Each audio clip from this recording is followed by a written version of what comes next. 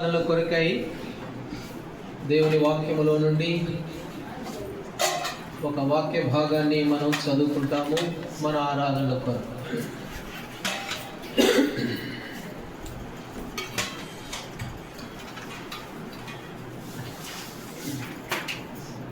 పరిశుద్ధ గ్రంథమైనటువంటి దేవుని బైబిల్లో నుండి వాక్యములో నుండి మన ఆరాధన కొరకు ఒక మాట చదువుతాం. యాకోబు రాసిన పత్రిక 2వ అధ్యాయం.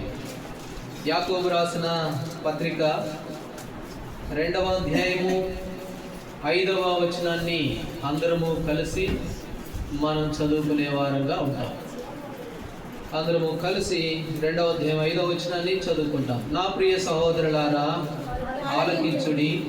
ఈ లోక విషయంలో దరిద్రులైన వారిని విశ్వాసమందు భాగ్యవంతులుగాను, తాను ప్రేమించిన వారికి తాను వాగ్దానం చేసిన రాజ్యములకు వారసులుగాను ఉండుటకు దేవుడు ఏర్పరచుకొనలేదా? దేవుడు ఈ వాక్యమును మన కొరకు ఆశీర్వదించును గాక. ఈ 5వ వచనంలో ఒక మాటను మనం గమనిస్తాం. ఏమిటి అంటే భాగ్యవంతులుగాను. ఈ లోక విషయంలో మనం దరిద్రులుగా ఉన్నప్పటికీ, ఈ లోక విషయంలో ఏమి లేని వారంగా ఉన్నప్పటికీ, విశ్వాసమందు దేవుడు మనల్ని ఎలాంటి వారిగా చేశాడంట? భాగ్యవంతులుగా చేశాడు. కాబట్టి ఈ లోకంలో ఎవరికి లేని గొప్ప భాగ్యం మనకి ఇచ్చాడు. మనల్ని భాగ్యవంతులుగా దేవుడు ఆయన చేస్తూ వచ్చాడు. ఏమిటి భాగ్యము? ఏమిటి ఈ ఆశీర్వాదము లేక ఈ ఘనత అనేది దేవుని వాక్యంలో కొన్ని విషయాలుగా మనం చూసినప్పుడు మనం నిజంగా ఎంతో భాగ్యవంతులం. ఈ భాగ్యం ఎవరికి లేదు, కేవలం మనకు మాత్రమే ఉంది. ఇది ఎంత గొప్ప భాగ్యము అని అంటే మానవుల అందరికీ కూడా ఇది ఎంతో శ్రేష్టమైన భాగ్యమైనటువంటి ఆశీర్వాదం. ఏంటిది అనేది మనం గమనించినప్పుడు ద్వితీయోపదేశకాండము 33వ అధ్యాయం 29వ వచనంలో ఒక మాట ఉంది. ద్వితీయోపదేశకాండము 33వ అధ్యాయము 29వ వచనం. ఇశ్రాయేలు, నీ భాగ్యం ఎంత గొప్పది, యెహోవా రక్షించిన నిన్ను పోలిన వాడు ఎవడు? కాబట్టి ఇశ్రాయేలు అనగా దేవుని ప్రజలు, దేవుడు రక్షించుకున్నటువంటి వారిని గురించి మాట రాయబడుతూ ఉంటే, ఓ ఇశ్రాయేలు, నీ భాగ్యం ఎంత గొప్పది. ఎందుకనంటే యెహోవా నిన్ను రక్షించాడు, నిన్ను పోలిన వాడు ఎవడు? ఈ లోకంలో మనల్ని పోలిన వారు ఎవరు లేరు. మనం చాలా భాగ్యవంతులం, చాలా దీవించబడి ఆశీర్వదించబడిన వారు, దేవునికి ఇష్టమైనటువంటి స్వాస్థ్యం మనం. కాబట్టి అందుకని అన్నాడు, ఓ ఇశ్రాయేలు, నిన్ను పోలిన వాడు ఎవడు? నీకుతో సమానమైన వాడు ఎవడు లేడు. ఎందుకనంటే యెహోవాయే నిన్ను రక్షించాడు. అందుకనే నీ భాగ్యము ఎంత గొప్పది. మన భాగ్యం ఎంత గొప్పది. ఎందుకు మన భాగ్యం గొప్పది, మనం ఎందుకు భాగ్యవంతులం అయ్యాము అని అంటే సంఖ్యాకాండంలో మాట మనం చదువుతాం. 23వ అధ్యాయం.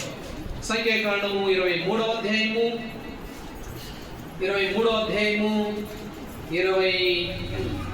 21వ వచనాన్ని చదవండి. ఆయన యాకోబులో ఏ దోషమును కనుగొనలేదు, ఇశ్రాయేలులో ఏ వంకరతనమును చూడలేదు. అతని దేవుడైన యెహోవా అతనికి తోడై ఉన్నాడు.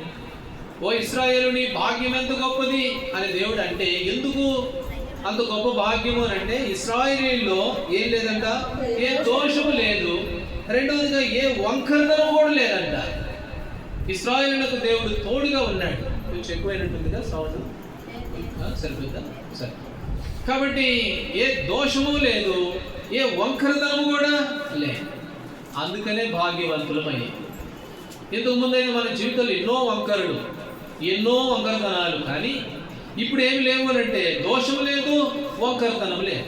అందుకనే మనం ఎవరము అని అంటే మనం ఎంతో భాగ్యవంతులము. కాబట్టి వంకరతనముల గురించి మనం చూసినప్పుడు యెషయా గ్రంథం 59లో రాయబడిన ఒక మాట చూడండి. యెషయా గ్రంథం 59:8వ వచనంలో శాంతి వర్తమును వారు ఎరుగరు, వారి నడవడిలో న్యాయం కనబడదు, వారు తమ కొరకు వారు తమ కొరకు వంకర త్రోవలు కల్పించుకొనుచున్నారు. ప్రభు మన దగ్గరికి రాక మునుపు, మనకు తోడుగా ఉండక మునుపు, మనం ప్రభు దగ్గరికి రాక మునుపు మన స్థితి ఏమిటి అని అంటే, వారు ఏం చేస్తూ వచ్చారంటే వంకర త్రోవలు కల్పించుకుంటూ వచ్చారు.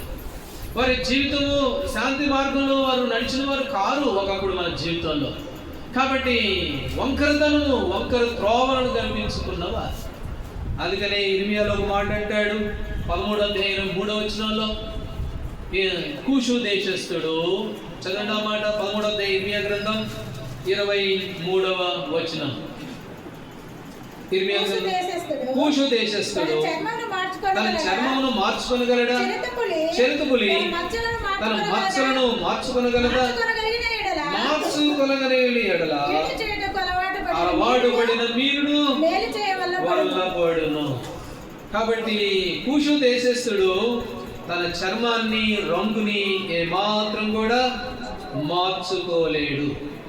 అలాగే చిరుతపులి తన మచ్చలను కూడా ఏం చేయలేదంట, మార్చుకోలేదు. అయితే కీడు చేయడానికి అలవాటు పడిన మీరు మేలు చేయ. కూషు దేశస్థుడు అంటే నల్లగా ఉంటారు. వెస్ట్ ఇండీసు, ఆ దక్షిణాఫ్రికా ప్రాంతాల్లోకి పోతే చాలా నల్లగా ఉంటారు. అక్కడ అందరూ నల్లగానే ఉంటారు, ఎందుకంటే వారికి ఎండ సమీపం ఉందండి. కాబట్టి కూషు దేశస్థుడు తన చర్మాన్ని మార్చుకోకుండా ఎన్ని క్రీములు రాసినా, ఎన్ని పరిస్థితులు చేసినా మాత్రం కూడా తెల్లగా రాలేడు. సరే పోని చిరుతపులి దగ్గరికి వెళ్తే చిరుతపులి తన మచ్చను మార్చుకోగలదా అంటే అది ఎంత మాత్రం కూడా వీలు పడదు. ఇప్పుడు ప్రభు అంటున్నాడు, మీ కొరకు వంకర త్రోవలను మీరు కల్పించుకున్నారు కదా, అయితే మేలు చేయడం కూడా మీకు ఎప్పటికీ కూడా వల్ల పడదు. అది మన స్థితి. ఒకప్పుడు మన జీవితంలో ఎట్లాంటి వారం అంటే వంకరతనములో ఉన్నవారు, వంకర మార్గంలో ప్రవేశించిన వారు, నడిచేవారు, ఎంత మాత్రము కూడా మేలు చేయడం వల్ల పడినటువంటి స్థితి మన గత జీవితాలు. అయితే యెషయా గ్రంథం 42లో ఒక మాట అన్నాడు దేవుడు. చదవండి 42:16. యెషయా గ్రంథం 42:16. 42:16. నీవెరుగని మార్గమున గుడ్డివారిని తీసుకుని వచ్చేదను,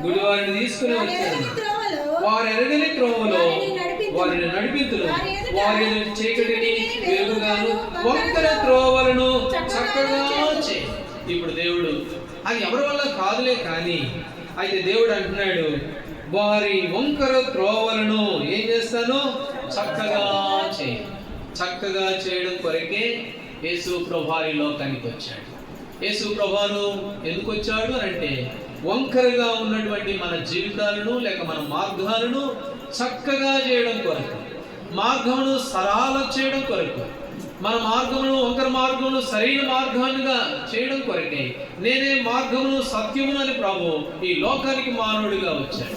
ఇదే యెషయా గ్రంథం 40లో ఇంకో మాట. యెషయా గ్రంథం 40:4. ప్రతి లోయను ఎత్తు చేయవలెను, ప్రతి పర్వతమును వంకరవి చక్కగాను కరుకైనవి సమముగాను. వంకరవి చక్కగాను కరుకైనవి సమముగాను అడు దేవుడు చేశాడు. యెషయా గ్రంథం 42లో మనం చదువుకున్నాం. కరుకైనవి లేక వంకరవి అని ఏం చేశాడు, సమానంగా చేశాడు. కాబట్టి కరుకైనవి లేక వంకరవి అని అంటే ఏంటో కాదు, చాలా ఉన్నాయి మన జీవితాల్లో. ఏంటంటే అపోస్తుల కార్యంలో పౌలు అపోస్తుడు ఆ మాట అన్నాడు 20:30. అపోస్తుల కార్యంలో 20:30. 20:30 ఏమన్నాడు చదవండి. మరియు శిష్యులు తమ వెంట ఈడ్చుకొని పోవాలని వంకర మాటలు పలుకు మనుషులు మీలోనే. కాబట్టి ఉదాహరణగా ఒక మాట, ఒక రిఫరెన్స్ చూపించాను. వంకర అనే దాని గురించి ఎన్నో ఉన్నాయి. పౌలు అపోస్తలుడు అన్నాడు వంకర మాటలు. కాబట్టి ఇట్లాంటివన్నీ మన జీవితాల్లో గతంలో ఉన్నాయి. వంకర మాటలు, వంకరతనము, వంకర మార్గము. కాబట్టి వీటన్నిటిని దేవుడు ఏం చేస్తూ వచ్చాడు అంటే ఆయన సమము చేస్తూ వచ్చాడు. వంకర తనమంతా తొలగించేశాడు. ప్రభు అన్నాడు కూషు దేశస్థుడు మార్చుకోగలడా, మచ్చలు చిరుతపులి మార్చుకోగలదా? అయితే మీరు మార్చుకోలేరు, దేవుడే మారుస్తూ వచ్చాడు. ఇందాక ఒక పాట పాడుకున్నాం. ఓ ప్రభువా ఇది నీ కృపయే గొప్ప ప్రయత్నం ద్వారా. కాబట్టి ఇది మన మన వల్ల చేసుకున్నది కాదు ఇది. ఈ వంకరతనం లేక ఈ మత్సలు లేక ఇదంతా మార్చుకున్నది మన శక్తి కాదు, మన భక్తి కాదు. దేవాది దేవుడే దిగి వచ్చి కాబట్టి మనల్ని భాగ్యవంతులుగా చేయాలని. ఓ ఇశ్రాయేలు, నీ భాగ్యం ఎంత గొప్పది. ఎందుకు నీ భాగ్యం గొప్పది అని అంటే, ఇశ్రాయేలులో ఏ వంకరతనం కూడా లేదంట, ఏ దోషము లేదంట.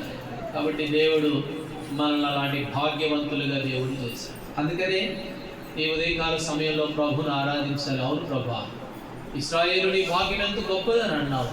వాస్తవంగా లోకం విషయంలో నేను మరి బలహీనుడు, దరిద్రుడు ఏం లేని వాడినే, కానీ విశ్వాసమందు నన్ను భాగ్యవంతుడిగా చేశావు.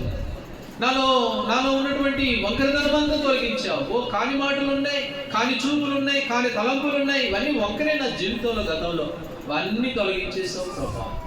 వంకరతనం అనేది లేకుండా చేశాను. నన్ను భాగ్యవంతుడిగా చేసిన తండ్రి, మీకు స్తోత్రములు, వందనాలు అని చెప్పి ఆరాధించవలసిన వారంగా ఉన్న ఈ మొదటి తలంపులు. అయితే రెండవ భాగ్యం ఏమిటి అనేది మనం గమనిస్తే రండి, 2వ దినవృత్తాంతముల గ్రంథము 9వ అధ్యాయం.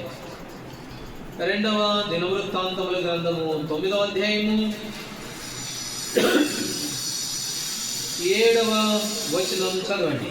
7వ నీ సేవకుల భాగ్యము మంచిది, ఎల్లప్పుడూ నీ సముఖమున నిలిచి నీ జ్ఞాన సంభాషణ వినుచుండు, నీ సేవకులైన వీరి భాగ్యము మంచిది. ఇప్పుడు మరలా భాగ్యము అనే మాటను మనం చూస్తూ ఉన్నాం. ఇప్పుడు వారు వచ్చి సొలొమోను దగ్గరికి వచ్చి సొలొమోనుతో అంటున్నారు, అయ్యా, నీ దగ్గర ఉన్నటువంటి నీ సేవకులు వారి భాగ్యము మంచిది. ఎందుకనంటే నీ సంభాషణ వినుచుండు, వీరి భాగ్యము మంచిది. కాబట్టి రెండవదిగా వీరి భాగ్యము మంచిది అని దేవుడు అన్నాడు. ఒకటి, మనల్ని భాగ్యవంతులుగా చేశాడు. వంకరతనం తొలగించడం ద్వారా, కాని మార్గం తొలగించడం ద్వారా భాగ్యవంతులం అయిపోయాం. లోకంలో భాగ్యం అనగానే ఏదో ఆశీర్వాదము, డబ్బు, పొలాలు, ఇళ్ళు అని అనుకుంటారు. అది కాదు. విశ్వాస విషయంలో మనం భాగ్యవంతులం. లోకంలో దరిద్రులమే, ఏం లేని వారమే, కానీ విశ్వాస విషయంలో మనం ఎంతో భాగ్యవంతులం. మనల్ని పోలిన వాడి లోకంలో ఎవడు కూడా లేడు. ఆ మాట ప్రభువే అన్నాడు. ఓ ఇశ్రాయేలు, నీ భాగ్యం ఎంత గొప్పది. యెహోవాయే నిన్ను విమోచించాడు, విడిపించాడు, రక్షించాడు, కనుక నీవెంత భాగ్యవంతుడు. ఏంటో తెలిసే ఈ భాగ్యము. ఒకసారి ఒక ధనవంతుడు ఉన్నాడు, లాజరు ఉన్నాడు. లాజరు కనీసం ఆహారం తినడానికి ఆహారం కూడా లేదు. రొట్టె మీద బల్ల మీద నుంచి కింద ముక్కబడితే తినాలి, కానీ ఆహారం ఒక రోజు పడుతూ ఒక రోజు పడదు. ధనవంతుడు మాత్రం ప్రతిదినము సుఖపడుతూ ఉన్నాడు. ఇద్దరు చనిపోయారు ఒక రోజు. లాజరేమో అబ్రహామును ఆనుకుని ఉన్నాడు, ధనవంతుడేమో ఒక్క చుక్క నీళ్ళు. ఇప్పుడు చెప్పండి, ఎవరు భాగ్యవంతులు, ఎవరు బలహీనుడు, ఎవరు దరిద్రుడు అని అంటే? ఇక్కడంటే 70 సంవత్సరాలు, 100 సంవత్సరాలు, 200 సంవత్సరాలు, 200 లేదు, 100 సంవత్సరాలే మంచి ఆహారము, ధాన్యాలు అవి ఇవి తింటూ 100 సంవత్సరాలు బ్రతుకుతాం. అక్కడ యుగ యుగాలు, 100 సంవత్సరాలకే భాగ్యవంతులు అనుకుంటే డబ్బున్నోళ్ళు యుగ యుగాలు భాగ్యంలో ఉండే, అదెంత గొప్ప భాగ్యము. అందుకని దేవుడు అన్నాడు, నిన్ను పోలినవాడు ఎవడు కూడా లేడు, ఈ లోపల ఎవడు కూడా లేడు. అందుకనే విశ్వాస విషయంలో దేవుడు మనల్ని భాగ్యవంతులుగా చేశాడు, వంకరతనం తొలగించాడు, తద్వారా భాగ్యవంతులుగా మార్చబడ్డాం. ఇదేదో మన భక్తి, మన శక్తి కాదు. కూషు దేశస్తుడు మార్చుకోలేడు తన చర్మాన్ని, చెరుకులు మార్చుకోలేదు తన మత్సలని. ఇది కేవలం దేవుని ద్వారానే ఈ యొక్క గొప్ప భాగ్యంలోకి మనం తీసుకుని రాబడ్డాము. అయితే రెండవదిగా వారు అంటున్నారు, నీ సేవకుల భాగ్యము మంచిది, నీ సేవకులైన వీరి భాగ్యము మంచిది. ఎందుకు మంచిది? వారి భాగ్యము ఎందుకు మంచిది అని అంటే, ద్వితీయోపదేశకాండం 4వ అధ్యాయం, ద్వితీయోపదేశకాండము 4వ అధ్యాయము 8వ వచనాన్ని చదవండి. 4:8. మరియు నేడు నేను నీకు అప్పగించుచున్న ఈ ధర్మశాస్త్రం అంతటిలోనున్న కట్టడలను, నీతి విధులను గల గొప్ప జనమేది. చాలు. కాబట్టి ఇంకా పై వచనంలో కూడా మాట ఉంది, ఏలయనగా మనం ఆయనకు మొరపెట్టినప్పుడల్లా మన దేవుడైన యెహోవా మనకు సమీపంగా ఉన్నట్టు, మరి ఏ జనమునకు ఏ దేవుడు సమీపంగా ఉన్నాడు? నీతి విధులు గల గొప్ప జనము. ఇక్కడ సొలొమోను దగ్గర అన్నాడు, వీరి భాగ్యం మంచిదండి, నీ సేవకుల భాగ్యం మంచిదండి, నీ మందిరంలో ఉండి నీ దగ్గర ఉండి నీ వాక్యం వింటూ ఉన్నారు చూడండి, వారి సేవకులు వారి భాగ్యం చాలా మంచిదండి అని అంటే, ఎందుకు వారి భాగ్యం మంచిది అని అంటే ద్వితీయోపదేశ కాండంలో మనం చదువుకున్నాం. వారు ఎలాంటి జనం అంట? నీతి విధులు కలిగిన జనం, సామాన్యమైన జనం కాదు. వారు నీతి విధులు కలిగిన జనం. ఏమిటి నీతి? ఇదే ద్వితీయోపదేశ కాండం 6వ అధ్యాయము 25వ వచనంలో ఆ నీతిని గురించి ఒక మాట చదువుతాం. ద్వితీయోపదేశ కాండం 6:25. మన దేవుడైన యెహోవా ఆజ్ఞాపించినట్లు ఈ సమస్తమైన ఆజ్ఞలను అనుసరించి మనం నడుచుకున్నప్పుడు మనకు నీతి కలుగును. ఎట్లొస్తుంది నీతి? ఆయన వాక్యమును వింటూ ఆయన సన్నిధిలో నిదారితంగా జీవిస్తూ, ఓ సొలొమోను గారు, నీ సేవకులు ఎంత భాగ్యవంతులండి, నీ జ్ఞానం వచనంలో వినే మీరు ఎంత భాగ్యవంతులండి. కాబట్టి ఎప్పుడైతే మనం ఆ కట్టడలను ఆ న్యాయ విధులను నడుచుకుంటామో మనకి ఏం కలుగుతుందట? నీతి కలుగుతూ ఉంది. కీర్తన 24లో ఆ మాట మనం చదువుతాం. రండి, 24వ అధ్యాయము కీర్తన గ్రంథం 5వ వచనం. వాడు యెహోవా వలన ఆశీర్వాదమునందును తన రక్షకుడైన దేవుని వలన నీతి మత్వము నొందును. నీతి మత్వము దేవుని వలన నీతి విధులు కలిగిన జనము ఈ జనము. కాబట్టి ఈ రెండవదిగా మనము ప్రభుని ఆరాధించాలి. వీరి భాగ్యం మంచిది అని మీరు అన్నారు ప్రభా. ఎందుకు వీరి భాగ్యం మంచిది అంటే వీరు ఎలాంటి వారు? నీతి విధులు కలిగిన జనం. ఇది క్రియల వల్ల కలిగింది కాదు, ఉచితంగా ఇవ్వబడింది ఈ యొక్క భాగ్యం. కాబట్టి ఈ ఉచితమైన ఈ భాగ్యాన్ని మనం పొందుకుంటూ వచ్చాం. సామెతలో మరొక మాట చూస్తాం రండి. సామెతల గ్రంథము 10వ అధ్యాయము 2వ వచనం. సామెతల గ్రంథం 10వ అధ్యాయము 2వ వచనాన్ని చదవండి. కాదు, నీతి మరణము నుండి. కాబట్టి నీతి ఏం చేస్తుందంట? మరణము నుండి రక్షించండి. ఎట్లొచ్చింది నీతి? వాడు తన రక్షకుడైన దేవుని వల్ల నీతి మత్వం పొందాడు. ప్రభు వల్ల ఈ నీతి మత్వం పొందాము. ఈ నీతి ప్రభు వల్ల మనకు వచ్చింది. అయితే నీతి ఏం చేస్తుందంట? మరణం నుంచి మనల్ని తప్పించి. కీర్తన 23 అంటాడు, నీ నామమును బట్టి నీతి మార్గములో నన్ను నడిపించుచున్నావు. నీతి మార్గములో దేవుడు మనల్ని ఏం చేస్తున్నాడు? నడిపిస్తూ ఉన్నాడు. ఇదే దావీదు 37వ అధ్యాయం కీర్తన గ్రంథంలో అన్నాడు, ఓ నేను చిన్నపిల్లవాడిగా ఉన్నాను, ఇప్పుడేమో పెద్దవాడిని అయిపోయాను. చదవండి ఆ మాట. ముసలివాడిని అయ్యాను అని అంటాడు. చదవండి 37వ అధ్యాయము 25వ వచనం. కీర్తన గ్రంథం 37:25. నేను చిన్నవాడినై ఇంటిని ఇప్పుడు ముసలివాడినై ఉన్నాను. అయినను నీతిమంతులు విడవబడడం గాని వారి సంతానము దుష్టులు గాని అటు నీతిమంతులు విడవబడడం గాని నేను చూడలేదు. నా వయసు చిన్నప్పటి నుంచి ఇప్పుడు ముసలివాడు అయ్యేదాకా చూస్తూ వచ్చాను. దావీదు అంటున్నాడు, భక్తుడు అంటున్నాడు, అప్పటి నుంచి ఇప్పుడు దాకా చూస్తూ వచ్చాను కానీ నీతిమంతులు వాళ్ళ పిల్లలు విడవబడడం నేను చూడలేదు. యోగులో ఇంకొక మాట, యోగు గారు కూడా ఒక మాట అన్నాడు. చదవండి 36వ అధ్యాయము, యోగు గ్రంథం 36వ అధ్యాయము 7వ వచనం. నీతిమంతులను ఆయన చూడకుండా పక్క తిప్పుకునేవాడు కాడు. నీతిమంతులు విడవబడ్డం నేను చూడలేదు. ఎవరండి నీతిమంతులు అని అంటే వాడు తన రక్షకుడైన దేవుని వలన నీతిమంతుడే. ఎట్లొచ్చింది నీతిమంతుడు అని అంటే ఆయన వాక్యమును వినడం ద్వారా. అందుకనే సొలొమోను కాలంలో నీ సేవకులు, నీ వాక్యమును వినే ఈ సేవకులు, వీరి భాగ్యము ఎంత గొప్పది. వీరి భాగ్యం మంచి గొప్పది. ఎందుకనంటే వారు నీతిమంతులైపోయారు. నీవు దేవుని వాక్యాన్ని దేవుని సమీపంలో రావడం ద్వారా. అంతేకాకుండా వారిని దేవుడు ఏమాత్రం కూడా విడిచిపెట్టేవాడు. ఇది రెండవ భాగ్యం. రెండవదిగా మనం జ్ఞాపకం చేసుకోవాలి, ప్రభా నీవు నన్ను నీతిమంతుడిగా తీర్చావు. రోమా 4:25 ప్రకారం మనం నీతిమంతులుగా తీర్చబడడం కొరకే కల్వరి శిలువలో యేసు ప్రభువు అప్పగించబడ్డాడు. ఆయన మరణించాడు, మరలా తిరిగి ఆయన లేచాడు. రోమా 4:25 మాట ఉంది. మనం నీతిమంతులుగా తీర్చబడడం కొరకు. కాబట్టి మన భాగ్యం ఇవాళ రెండవది ఎంతో గొప్పది, చాలా మంచిది మన భాగ్యం. ఎందుకంటే ఆయన వాక్యాన్ని వింటున్నాం. ఇలాంటి జనం ఎవరు కూడా లేరు. శ్రేష్టమైన జనం, మనం గొప్ప జనం. సరే, మూడో విషయానికి వెళ్తే రండి జకర్యా గ్రంథము 3వ అధ్యాయం. జకర్యా గ్రంథము 3వ అధ్యాయము 7వ వచనాన్ని మనం చదువుతాం. 3వ సైన్యములకు అధిపతి యెహోవా సెలవిచ్చినదేమనగా, నా మార్గములో నడుచుచు నేను అప్పగించిన దాన్ని భద్రంగా గైకొని ఎడల అధికారివై నా ఆవరణను కాపాడువాడు అగుదువు. మరియు ఇక్కడ నిలబడి వారికి కలిగినట్లు నా సన్నిధిని నిలుచు భాగ్యము నీకిత్తును.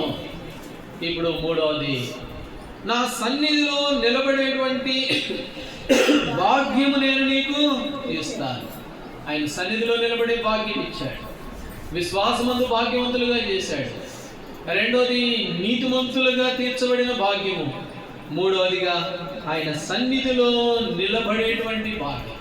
ఆయన సన్నిధిలోకి వచ్చి కూర్చొని ఆయన పాదాల చెంత ఆయనను ఘనపరిచి ఆరాధించేటువంటి భాగ్యం. నా సన్నిధిలో నిలుచు భాగ్యము నీకిత్తును. రండి రాజుల మొదటి గ్రంథంలో 10వ అధ్యాయము, మొదటి రాజుల గ్రంథం 10వ అధ్యాయము 8వ వచనాన్ని మనం చదువుతాం. 10:8. నీ జనులు భాగ్యవంతులు, నీ ముందర ఎల్లప్పుడూ నిలిచి నీ జ్ఞానవచనం నిలిచి నీ సేవకులు శాబాదేశపురాన్ని సొలొమోను దగ్గరికి వచ్చాను. కాబట్టి నీ జనులు ఎవరు అని అంటే భాగ్యవంతులు. కాబట్టి వారు నీ దగ్గరికి వచ్చి నీ సన్నిధిలో నిలబడి నీ దగ్గర ఉండడం, ఇది నిజంగా ఎంత భాగ్యం. నీ దగ్గర అంటే ఇక్కడ ఉన్నారు కాదు, ప్రభు దగ్గర. సొలొమోను ప్రభువుకు సాదృశ్యం. ఈనాడు ఆయన సన్నిధిలో నిలబడి, ఆయన సన్నిధిలో ఆయన ముందు నిలబడి ఆయన దగ్గరికి వచ్చే భాగ్యం మనకి ఇచ్చాడు. అందుకని శాబాదేశం రానన్నది, ఓ ఈయన ఎంత భాగ్యవంతులండి. మీ సన్నిధిలో నిలబడి మీ వాక్యమును వింటూ మిమ్మల్ని ఆరాధించి ఘనపరుస్తున్న వీరు ఎంత భాగ్యవంతులు. 2వ సమూయేలు గ్రంథం, సమూయేలు 2వ గ్రంథం 7వ అధ్యాయంలో 7వ అధ్యాయము 23వ వచనం. సమూయేలు 2వ గ్రంథం 7:23. నీ జనులొకటికై వారిని నీవు విమోచించినట్లును నీకు ఖ్యాతి కలిగినట్లు నీ జనులను బట్టి ఈ దేశంలో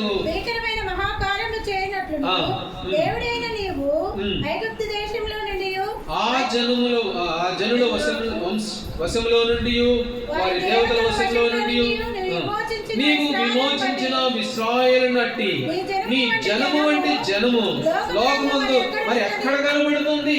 నువ్వు విమోచించావే, ఐగుప్తులో నుంచి విమోచించావే, లోకంలో నుంచి విమోచించావే, పాపంలో నుండి వంకరతనంలో నుండి నీతి విధులు కలిగిన జనంగా చేసుకున్నాం కదా. ఇలాంటి జనము లోకమందికి ఎక్కడుంది? లోకమందికి ఎక్కడ కనబడుతుంది? కాబట్టి నీ సన్నిధిలో నిలబడి ఈ జనం లాంటి జనంకి ఎవరన్నా ఉన్నారా అని అంటే ఎవరు కూడా. అందుకేనేమో ఆ భక్తుడు అన్నాడు 42వ కీర్తనలో, ఏమన్నాడు?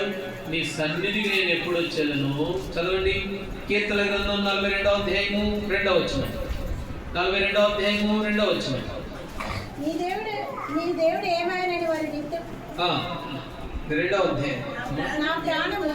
నా ప్రాణము దేవుని కొరకు తృష్ణగొలుచున్నది, జీవము గల దేవుని కొరకు తృష్ణగొలుచున్నది. దేవుని సన్నిధికి నేను ఎప్పుడు వచ్చేదను, ఆయన సన్నిధిలో ఎప్పుడు కనబడేది. కాబట్టి ఎంత ఆశ! నా సన్నిధిలో నిలబడే భాగ్యం నేను నీకు ఇస్తాను అని అన్నాడు కదా. సో శాబాదేశపు రానన్నది ఇట్లాంటి జనులు ఎవరన్నా ఉన్నారా వాళ్ళు నీ సన్నిధిలో నిలబడేవారు? కాబట్టి ఇప్పుడు అన్నాడు, ఏమన్నాడు దా భక్తుడు? అందుకే ఆ మాట అన్నాడు, అయ్యా నీ సన్నిధికి నేను ఎప్పుడు రావాలి? నా ప్రాణము ఏం చేస్తుందంటే తృష్ణకొని ఉన్నది, ఆకలి కొని ఉన్నది, దుప్పి నీటి వాగుల కొరకు ఆశపడినట్లు నా ప్రాణం ఆశపడుతూ ఉంది. నీ సన్నిధికి నేను ఎప్పుడు వచ్చాను, నీ సన్నిధిలో నేను ఎప్పుడు కనబడేదను. ఎందుకనంటే ఆయన సన్నిధిలో నిలుచునేటువంటి భాగ్యం దేవుడు ఇచ్చాడు. ఇది 3వ భాగ్యం. ఇంకొక మాట కూడా చెప్పవచ్చు. సామెతల్లో ఒక చక్కటి మాట ఉంది. సామెతలు 12వ అధ్యాయము 27వ వచనం. సామెతల గ్రంథం 12వ అధ్యాయము 27వ వచనం. పట్టుకొనడు చురుకుగా ఉండుట గొప్ప. చురుకుగా ఉండుట ఏంటంట? గొప్ప భాగ్యము. గమనించారు ప్రభు బిడ్డలు, చురుకుగా ఉండడం కూడా గొప్ప భాగ్యమే. ఎంత చురుకో తెలుసా? ప్రభు బిడ్డలైన వారు ఎంత చురుకు. ఈ మాటలన్నీ ఒకసారి మనం జ్ఞాపకం చేసుకుంటే, ప్రభు ఎందుకన్నాడు ఆ మాట? ఓ ఇశ్రాయేలు, నిన్ను పోలిన వాడు ఎవడు? ఈ జనం లాంటి జనం ఒకటి ఉందా? వీళ్ళు ఎంత గొప్పవాళ్ళు, ఎంత మంచి వాళ్ళు. ఎందుకన్నాడు ఆ మాటనంటే, వారు చురుకుగా ఉండడం కూడా గొప్ప భాగ్యమే. అందుకనే ఐగుప్తు రాజు సేవకులు పంపించాడు, పోండి ఇశ్రాయేలులోకి పోండి. ఎవరన్నా మగపిల్లోని కన్నాడా? కన్న వెంటనే వాడిని అక్కడే చంపేయండి అని కొంతమందిని పంపిస్తే, నిర్గమాకాండం 1:19 వారు మళ్ళీ రాజుకాడికి పోయారు. ఐగుప్తు రాజుకాడికి పోయి వాళ్ళు చెబుతున్న మాట ఏంటో తెలుసా? ఏమన్నారు చెప్పండి? ఐగుప్తు స్త్రీ ఏమన్నారు? నిర్గమాకాండం 1:19 అందుకు ఆ మంత్రసానులు, హెబ్రీ స్త్రీలు ఐగుప్తు స్త్రీల వంటి వారు కారు, వారు చురుకైన వారు. చురుకుగా ఉండడం ఏంటంట? గొప్ప భాగ్యం. ఈ దేవుని బిడ్డలు, ఈ జనము, ఈ శ్రేష్టమైన జనం ఎట్లాంటి వారంట? చాలా చురుకైన వారు. మేము పోయేసరికి కనేస్తున్నారండి, కనిపెట్టి ఆ పిల్లలు దాచిపెడుతున్నారండి. మాకు తెలుసు. ఇవాళ మన ఊర్లలో మనకు తెలుసు. ఒకసారి కొన్నిసార్లు మనకు తెలియదు. మనం ఎన్నో తర్వాత కొన్ని రోజులకు వెళ్తే ఆ ఇంట్లో పిల్లోడో పాపం ఉంటుంది. అరే అవునా, అప్పుడే పెళ్ళైందా, అప్పుడే పిల్లోడో ఏంటా, మాకు తెలియదే అని మనం అనుకుంటాం. కానీ ఎవరికి తెలిసినా తెలియకపోయిన ఊర్లో ఒకళ్ళు ఉంటారు, వాళ్ళకి తెలుస్తుంది. ఎవరు చెప్పండి? అంగన్వాడీ. వాళ్ళకి తెలుసు. వాళ్ళు వెళ్తూ ఉంటారు, టాబ్లెట్లు ఇవ్వాలి, పప్పు తినాలి, గుడ్లు తినాలి, వాళ్ళకి తెలుసు. అలాగే ఈ ఐగుప్తులో మంత్రసానులకు తెలుసు ఎవరింట్లో గర్భవతులుగా ఉన్నారు, ఎవరు ఏ రోజుకి డెలివరీ అవుతారో తెలుసు. తెలిసి పలానా వాళ్ళ దగ్గరికి పోదామని పోయి వాళ్ళు కంటారని పోయేసరికి ఎంత చురుకు అంటే ఎంత చురుకు. ఐగుప్తు స్త్రీలు ఎట్లాంటి వారంట, హెబ్రీ స్త్రీలు ఎట్లాంటి వారు, ఎంత చురుకైన. అందుకనే సామెతలో మాట అన్నాడు, చురుకుగా ఉండడం ఏంటంట? గొప్ప భాగ్యం. ఇప్పుడు మనం ఆరాధన చేయాలి. మూడవదిగా, ప్రభువా నాకు చురుకునిచ్చావు, మీ సన్నిధిలో ఎప్పుడు కనబడేదను, ఎప్పుడు వస్తాను, ఎప్పుడు ఉంటాను, ఆ తృష్ణ నాకు ఇచ్చావు అని చెప్పి మనం ప్రభువుని ఆరాధించాలి. ఆ తృష్ణ లేకపోతే ఆరాధించిన ఏదో పై మాటలకి. చురుకుగా ఉండడం ఏంటంట? గొప్ప భాగ్యం. ఇది మూడవ భాగ్యం. ఏమిటి ఈ భాగ్యం గురించి అంటే, విశ్వాసంలో మనల్ని దేవుడు ఏం చేశాడు? యాకోబు 5:2 మనల్ని భాగ్యవంతులుగా చేశాడు. లోకంలో దరిద్రంగా ఉండొచ్చు, లేని వారు పేదవారంగా ఉండొచ్చులే, కానీ విశ్వాస విషయంలో మనం ఏమన్నమాట? ఎంతో భాగ్యవంతులు. రెండోది, ఆయన ముందర నిలబడేటువంటి భాగ్యం, దేవుని నీతి అయిపోయాం. మూడవదిగా ఏమిటి? ఆయన సన్నిధిలో నిలబడేటువంటి భాగ్యం. సరే, మరొక మాట చెప్పి ఆ తర్వాత మనం ఆరాధనలోకి వెళ్దాం. ఆదికాండము 30వ అధ్యాయం. ఆదికాండము 30వ అధ్యాయము. ఇక్కడ లేయా ఒక మాట అన్నది. ఈ లేయా ఏమన్నది అని అంటే 30వ అధ్యాయం 13వ వచనం.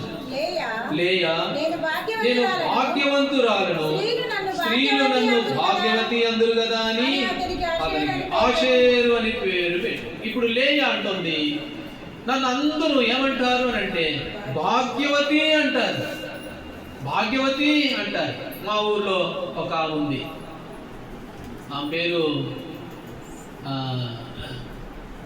మామూలుగా ఏదో పేరు ఉందిలే కానీ ఆమె అందరూ పిలుస్తూ ఉంటారు. మేమేదో ఆంటీ అని పిలుస్తాము, వాళ్ళ ఇంట్లో వాళ్ళు మాత్రం ఆయన మాత్రం అంకుల్ పిలుస్తాడు, పుణ్యవతి అని పిలుస్తాడు. పుణ్యవతి, ఆ పేరు పుణ్యవతి. ఇంకో పేరు ఏదో ఉంది.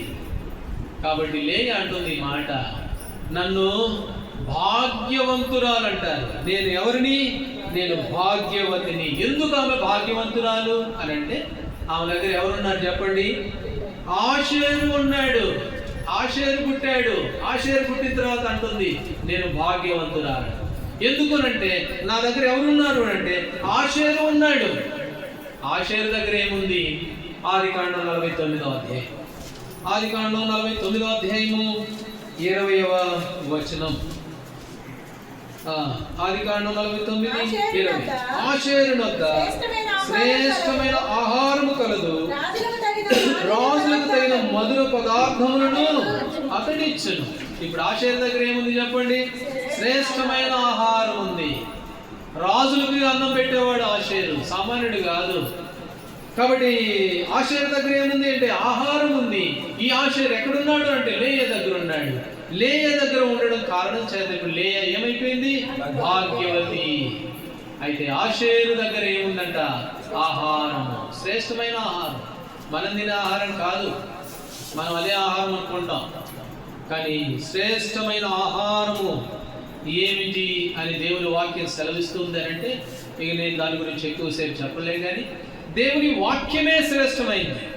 హెబ్రీయులకు రాసిన పత్రికలో ఉంది, మీరు బలమైన ఆహారం తినేవారు కారు, మీరు ఇంకా పసిబిడ్డలే, బలమైన ఆహారం వారికే తగును. ఏమిటి బలమైన ఆహారం అని అంటే దేవుని వాక్యం. ఇప్పుడు ఆషేరు దగ్గర ఏముంది అంటే శ్రేష్టమైన దేవుని వాక్యం ఉంది, ఆహారం ఉంది. ఒక ఆమె అన్నది, యేసు ప్రభు వారి వాక్యం చెబుతూ ఉన్నాడు లూకాసు వార్త 11వ అధ్యాయంలో. ఆమెన్నది, అయ్యా నువ్వు ఎంత మంచిగా చెబుతున్నావు వాక్యం, నేను కన్న తల్లి ఎవరో కానీ అమ్మ ధన్యురాలండి, చాలా భాగ్యవంతురాలండి అన్నట్లుగా అంటే అప్పుడు ప్రభు ఒక మాట అన్నాడు. లూకాసు వార్త 11వ అధ్యాయం 28వ వచనం, 11:28. అవును గాని దేవుని వాక్యమును విని దాన్ని గైకొనువారు మరి ధన్యులు. నిజమే, ఆమె నన్ను కన్నాము భాగ్యవంతురాలే అనుకోవచ్చు, మంచిదే. కానీ ఈ వాక్యమును విని ఈ ప్రకారం గైకుంటి ఈ ప్రకారం జీవించేవారు మరి ఎక్కువ ధన్యులు, మరి ఎక్కువ భాగ్యవంతులు. ఇప్పుడు ఆషేరు దగ్గర ఏముంది? శ్రేష్టమైన ఆహారం ఉంది. ఆ ఆహారం అనగా దేవుని వాక్యము. ఈ వాక్యమును ఎవరైతే గైకుంటూ నడుస్తారో వారు ఎవరు అంటే ఎంతో ఆషేరు కంటే లేక లేయా కంటే వారికంటే అనుకోవడం కంటే మరియమ్మ కంటే ఎక్కువ భాగ్యవంతులము. కాబట్టి శ్రేష్టమైన ఆహారం కలిగిన మనం అయితే మనం భాగ్యవంతులం. కీర్తనల గ్రంథము 46వ అధ్యాయంలో ఒక మాట ఉంది, 46:4. ఒక నది కలదు, దాని కాలంలో దేవుని పట్టణమును సర్వోన్నతుని మందిరపు పరిశుద్ధ స్థలమును. ఒక నది కలదు, ఆ నది ఏం చేస్తుందంట? దేవుని మందిరములో సమస్తమును సంతోషపరుస్తూ ఉంది. యెహెజ్కేలు గ్రంథం 49వ అధ్యాయము, ఇక్కడ కూడా ఒక మాట చదువుతాం. యెహెజ్కేలు గ్రంథం 47వ అధ్యాయము 9వ వచనం, 47:9. ఒడిగా పారు ఈ నది వచ్చు చోటనెల్లా జలచరములన్నీ బ్రతుకును. ఈ నీళ్లు అక్కడికి వచ్చిన వలన ఆ నీళ్లు మంచి నీళ్ళను. ఈ నది ఎక్కడికి పారునో అక్కడ సమస్తమును. ఇప్పుడు నది కనబడుతూ ఉంది. ఈ నది ఎక్కడికి పారితే అక్కడ ఏం చేస్తుందంట? సమస్తమును బ్రతుకుతూ ఉన్నాయి. ఏమిటి నది? 46లో మనం చదువుకున్న ఒక నది కలదు, అది దేవుని మందిరములో సంతోషపరిచేటువంటి నది. కాబట్టి ఈ నది లేక ఈ నీళ్లు అనేవి దేవుని వాక్యాన్ని చూపిస్తూ ఉన్నాయి. ఇప్పుడు ఆషేరు దగ్గర ఏముంది? శ్రేష్టమైన ఆహారం ఉంది. ఆ క్రింది మాటలో ఏమన్నాడు? ఏమన్నాడు చెప్పండి. అతడు రాజులకు ఏం పెడతాడంట? ఆహారం పెడతాడు. ఇప్పుడు ఈ వాక్యం ఎవరి దగ్గర ఉందంటే మన దగ్గర ఉంది. ఈ వాక్యము ఈ నీళ్లు ఎక్కడికి బారితే అక్కడ అన్ని కూడా ఏం చేయబడుతున్నాయి? బ్రతుకుతూ ఉన్నాయి, అవి జీవించేవిగా ఉన్నాయి. నయోమి ఎక్కడి నుంచి ఎక్కడికి వెళ్ళింది చెప్పండి? ఎలీమెలెకు తన కుటుంబ సభ్యులను తీసుకొని రూతు గ్రంథం 1వ అధ్యాయం 1వ వచనం, మోయాబు దేశంలో కాపురం ఉండడానికి వెళ్ళింది. ఏ కారణము? ఎందుకు చెప్పండి? మోయాబు దేశానికి బెత్లెహేము నుండి నయోమి కుటుంబం ఎందుకు బయలుదేరింది? ఎందుకు? బెత్లెహేంలో కరువు వచ్చింది. బెత్లెహేము అంటే అర్థం ఏంటి? రొట్టెల సమృద్ధి కలిగిన గృహము అని అర్థం. రొట్టెలు సమృద్ధి కలిగిన గృహంలో నుంచి నయోమి కుటుంబం బయటికి వెళ్ళిపోయింది. ఏ కారణం అని అంటే ఇక్కడ కరువు వచ్చింది. అయితే ఆషేరు దగ్గర ఏముంది? శ్రేష్టమైన ఆహారం ఉంది. ఎవరెవరికి పెడుతున్నాడు ఆహారము? రాజులకు పెడుతున్నాడు. ఎవరు రాజులు? యాజకులకి రాజులకు పెడతాడంట. 2వ పేతురు రాసిన మొదటి పత్రిక 2వ అధ్యాయం 9వ వచనంలో మనమంతా ఎవరు చెప్పండి? రాజులైన యాజక సమూహం. ఇప్పుడు చెప్పండి, రూతు ఎందుకు వెళ్ళిపోవాలి? రూతు ఈ నదిలో నీళ్ళు ఎక్కడికి బారితే అక్కడ అన్ని బ్రతుకుతాయి కదా. ఈ నదిలో సమస్తము ఉన్నాయి కదా, శ్రేష్టమైన ఆహారం ఉంది కదా. అంటే ఇది మనం పరీక్షించుకునే సమయం కాదులే, కానీ అయినా కూడా ఈ మాటను కూడా మనం పరీక్షించుకోవచ్చు. అది రూతు కుటుంబాలు పోయినట్లుగా ఆషేరు దగ్గర బలమైన ఆహారం ఉంది, శ్రేష్టమైన ఆహారం ఉంది అనేది పంచేవాడు ఈనాడు మనం అనేకులు పంచేటువంటి భాగ్యము దేవుడు మనకి ఇచ్చాడు. నాలుగవదిగా మనం ఎంతో భాగ్యవంతులు. ఎందుకు అని అంటే ఆ శ్రేష్టమైన ఆహారాన్ని మనం పొందుకున్నాం. ఆ శ్రేష్టమైన ఆహారాన్ని, ఆ వాక్యాన్ని మనం కలిగి ఉన్నాం. లోకంలో ఎవరికి లేదు ఈ భాగ్యం. అనేకులకు ప్రకటించే భాగ్యం, అనేకులకు చెప్పే భాగ్యం. కనుక రాజులకి, యాజకులకి పెడుతున్నాడంట ఆషేరు తగిన ఆహారం. ఆషేరు ఉన్నాడు కాబట్టి లేయ భాగ్యవంతురాలేండి. ఈ వాక్యం మనం కలిగి ఉన్నాం కనుక, ఈ సన్నిధిని కలిగి ఉన్నాం కనుక ఇవాళ మనం భాగ్యవంతులు. కాబట్టి 4 విషయాలు. ఒకటి, విశ్వాసంలో మనము భాగ్యవంతులమయ్యాము. రెండవది, దేవుని నీతి కలగడం ద్వారా మనం భాగ్యవంతులమయ్యాము. మూడవది, ఆయన సన్నిధిలో వినుచుండేటువంటి భాగ్యం ఇచ్చాడు. కాబట్టి ఇలాంటి జనం ఎక్కడ కూడా లేదంట, వంకరదనం లేదంట. ఓ ఇశ్రాయేలు, నేను పోలిన వాడు ఎవడు? 34వ కీర్తన 33వ అధ్యాయం కీర్తన గ్రంథంలో యెహోవా తమకు దేవుడు కాగలిగిన జనులు ధన్యులు భాగ్యవంతులు అయిపోయారు. 4వదిగా మనం గమనిస్తూ వచ్చాము. ఏముంది? ఆషేరు ఉన్నాడు. ఆషేరు ఉంటే ఏముంది? భాగ్యవంతులే. ఆషేరు అనగా దేవుని వాక్యము, శ్రేష్టమైన ఆహారం కలిగిన వాడు. కాబట్టి నాడు అనేకులకి వాక్యము పంచేవారుగా, కాబట్టి అనేకులకు చెప్పేవారుగా. చెప్పట్లేదా? పక్కన ఉన్న వాళ్ళకి వీళ్ళకి చెప్పకపోయారులే, కనీసం వాళ్ళ కోసం ప్రార్థన చేస్తున్నాగా. పలానోళ్ళు ప్రభా, వీళ్ళు ఇట్లా ఉన్నారు ప్రభా, వాళ్ళు అట్లా ఉన్నారు ప్రభా. ఈ భాగ్యం కూడా దేవుడు మనకి ఇచ్చాడు. కాబట్టి అనేకులకి పంచే భాగ్యం ఇచ్చాడు. వాక్యం పంచకపోతేనే రూతు వాళ్ళ కుటుంబం వెళ్ళిపోయింది. అలాంటి వారు కాదు మనం, అలాగ మనం చేసుకోలేదు. కాబట్టి 4 రకాల భాగ్యవంతులు దేవుడు మనల్ని చేశాడు. అందుకనే ఈ ఉదయకాల సమయంలో ప్రభా, నన్ను భాగ్యవంతుడిగా చేయడానికి ఏం అర్హత ఉంది నాకు? ఫిలిప్పీయులకు రాసిన పత్రిక 2వ అధ్యాయము 6వ వచనం చదవండి. ఫిలిప్పీ 2:6, 2వ అధ్యాయము 6వ వచనం. ఆయన దేవుని స్వరూపము కలిగిన వాడయ్యుండి దేవునితో సమానంగా ఉండుట విడిచిపెట్టకూడని భాగ్యమని ఎంచుకొనలేదు. కానీ చూసారా, దేవుడు తండ్రితో సమానంగా ఉండడం గొప్ప భాగ్యము అని ఎంచుకోలేదంట. ఆయన దీనుడైపోయాడు, వృత్తుడైపోయాడు, అన్నిటిని విడిచిపెట్టాడు. ఆయన మహిమను విడిచిపెట్టాడు, ఆయన అధికారాన్ని విడిచిపెట్టాడు. అవన్నీ భాగ్యం అని అనుకోలేదు ఆయన. మనమే భాగ్యవంతులు అనుకున్నాడు. వాళ్ళే నా బిడ్డలే భాగ్యులు, వారే నాకు సమస్తం, వాళ్ళే నాకు ప్రాముఖ్యం. ఇవన్నీ ఈ హోదా, ఈ స్థాయి, ఈ అధికారము, లేక ఈ ఉన్నతమైన స్థితి, ఇవన్నీ గొప్ప భాగ్యం అని అనుకోలేదు ప్రభు.